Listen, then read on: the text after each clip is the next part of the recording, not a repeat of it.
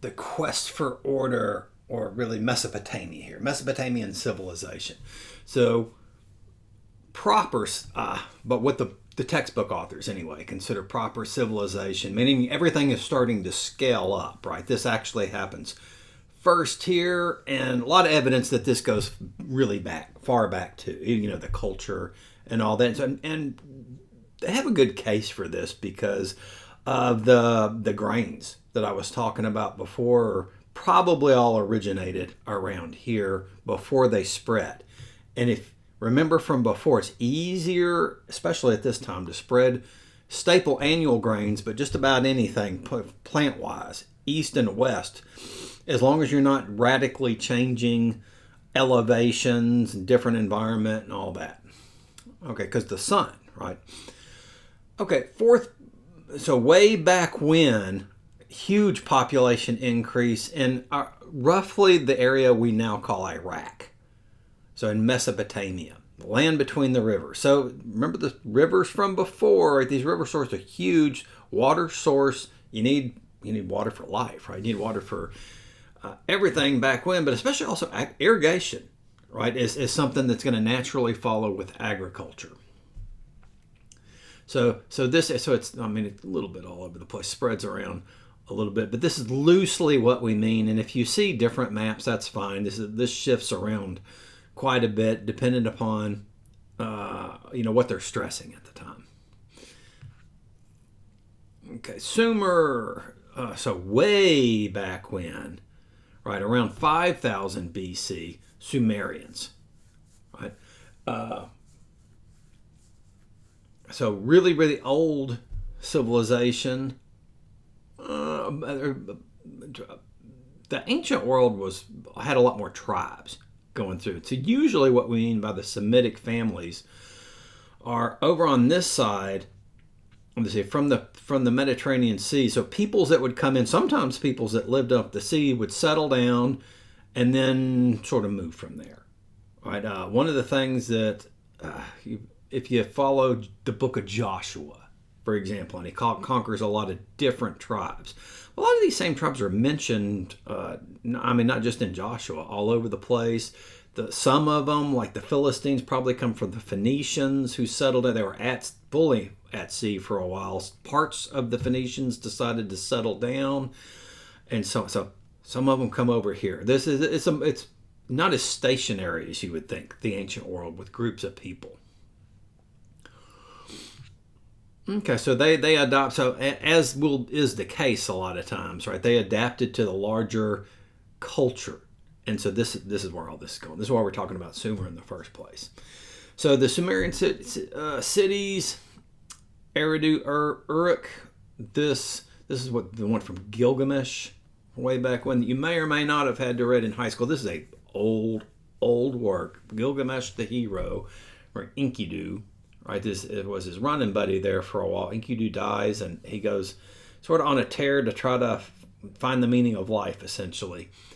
But so in legend, he's built the city walls. Well, this just reference to having walls in the first place, right, is really important. So we talked about the oldest city in Jericho, but remember what we mean here about like starting to scale up right now.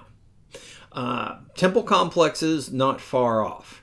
Right, so the ziggurats, think of these as kind of step pyramids, where you have one layer on top of the next and not as finely filled in, as it were. So about 3200 BC. So remember, if height is important, then that's where the priest is going to go. Right on top of the temple, you're going to have if sacrifice is the culture's thing, you're going to do that. If prayer, music, like all that sort of stuff, it all get conducted from the top of the temple complex.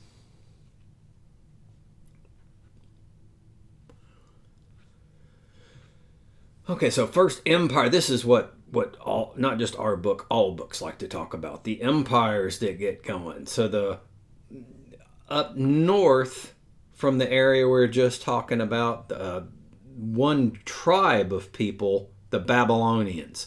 These are going to become really important later on, but at this point, they're nowhere near as large or powerful as they're going to be in the future. The Akkadians were very powerful for a while too, as a regional power, and quite long lasting. And as I was referencing before, well, what do you if you're a new emperor, right? Maybe the first emperor around the world. We're not. Some scholars say that this is the case. I'm not sure if I'm convinced, but if this is the case, what does he do to start out with? You get the money, right? He sees control of trade routes, supplies of natural resources, silver, tin. Remember, we want to shape the natural world. We want to now build things. Cedar wood, very important. Especially the cedars of Lebanon that we're going to talk about in the future, is very high quality wood. This is what not David, but his son Solomon is going to end up start the first temple in Jerusalem. This is they're getting that cedar from area that we would now call Lebanon.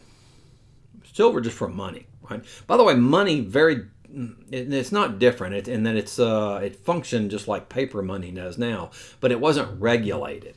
And people nowadays tend to think of the word regulation as bad, but that we don't want regulation. But trust me, in money, you do want regulation.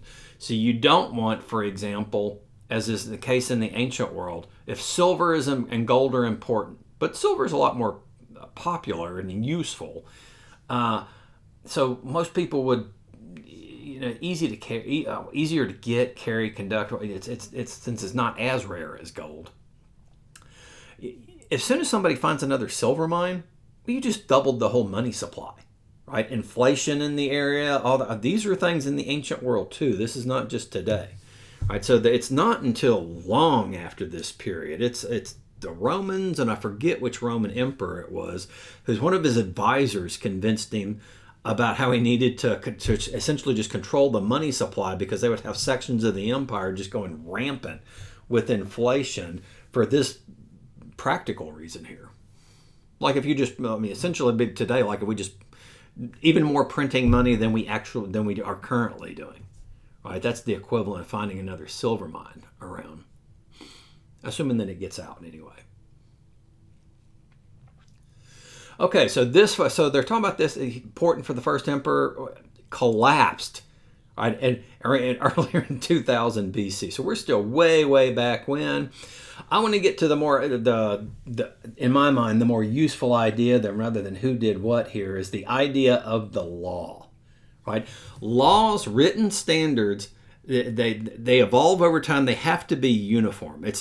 And really the important thing about a written law at the end of the day, is that it replaces people. Now, think about this just for a minute.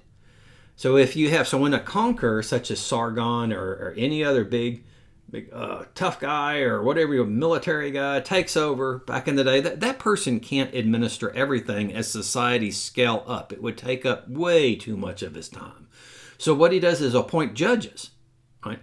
But if the judges just go by their own opinions, it tends to, in different areas, even in different areas of the same city, produce radically different judgments. And this is very bad for overall societal stability. So you can imagine in Denison, if the people in the northeastern quadrant of Denison had a more lenient judge, in most people's estimation, than people in the northwestern, right? Northeastern versus northwest and southeast, or whatever it is, the location. Why would you want to live there? You wouldn't want to live close to that. And then, like when something really bad happens, you wouldn't want them to get off, right? And so this idea of equity, you can't do it unless you write it down, right? That's the technology. We don't think of it as a technology, but writing is a technology. It's just an old technology at this point, really old. So what they would do is when they started writing down the laws, that's what the judges would go by, the stuff that's already in place.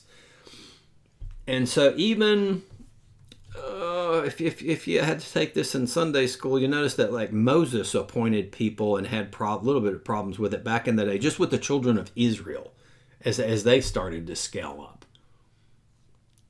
All right, so that's why you tend to want to get away from judges and toward a written or, more importantly, uniform that people can understand, or at least the people who need to make the judgments at this point, because most people were illiterate, but everybody would see the justice dispensed because it was public back in the day, is the other distinction. So unlike now, then everything about the law was public. So if somebody's going to get punished, you're going to do it right where everybody can see it, so probably in the town square. Right? But then also it's settled. So if somebody says an eye for an eye, and that's what's actually taken out, if somebody's eye actually gets, everybody sees that, right? Well, then the action stops. So this is different than where my people come from. I'm from Appalachia, right? From where all the hillbillies, the Hatfields and McCoys. And so we say, well, we don't want it to devolve into a Hatfield and McCoy situation. We mean blood feud. Blood feud is way older than all of this. So you're going to go back, back to the beginning of symbolic thinking. So way back for blood. That's much longer than laws have existed. Blood feud exists. And if you have an area going by blood feud, if you have a culture before it turns into a civilization, you don't have any written laws. And somebody kills or hurts your child, well, you're probably going to want to go back and not just hurt, but kill that person, right? But then their family or somebody from their family is going to come back on you, but then you're going to have relatives, and they're going to have relatives, and boom, boom, boom, or the equivalent of it before gunpowder, and you have the whole situation devolving into the blood feud. It's impossible to keep order because everybody gets sucked into it. All right, so that's when I say Hatfield and McCoys, it just substitutes for this much older thing in society. And so a lot of time in movies, when we're frustrated with the law, or the cops are frustrated with the law in the movies, you're getting back to this idea of revenge. That's coming out of blood feud. That's way, way older than all this modern stuff. And I'm being modern here by 2500 BC. All right, and you'll notice here, if you read the foundation, they were not what we would call fair today, especially when you change classes. So if the aristocrats would have more lenient law codes. But much more important is that everything was uniformly dispensed. Because at the end of the day, the legal system today works not if people are happy, it's if people don't go get their guns, right, in modern society. Because if they do, and they're going to take justice into their own hands, that's when the law has failed you, right? You can't, though. It just needs to make things stable, right? The legal system does. Okay, so later Mesopotamian empires. You can see the picture here. The Assyrians up north, so eventually this is going to turn into the same area that Syria that we know today. And don't let these stories freak you out, I guess, that you'll see that show up in these olden times. So there's a flood story in Gilgamesh that resembles the flood story in the Bible. Also, Garden of Eden type things, not necessarily in the Epic of Gilgamesh, but in other places. This has to deal with Jewish people in captivity. So this is before that time that we're talking about. When they were in captivity, remember, from the Babylonians, the Babylonians as a conquering empire took all sorts of who they considered important people from the culture. And so if we're talking about Jewish culture, it's going to be people who can write, they can carve, and not just stonemasons, but the one who can do the intricate stuff, miners, engineers, their version of engineers, all of that. So when the scribes, there's a long period of time where Jewish people, a good chunk of the Bible, essentially, passed the stuff around, past the oldest parts of the Bible, most of the Pentateuch, in other words, of the Old Testament, were actually written in Babylon, right, in the captivity period. And so they seem to be using some of the material, essentially. But everybody did this in the ancient world. It's not the big thing that we make it out to be in what we're going to call, I'll walk through how we get to our ideas about the Bible as not just inspired, but inerrant documents in a later screencast. Which is a relatively new idea, historically speaking. Oh, Nebuchadnezzar, you've heard of before. And this, unfortunately, we've lost all this, but all the written accounts we have of the Hanging Gardens from back in the day is that they were just absolutely amazing. Especially in the area at the time for the technology that they did with the irrigation.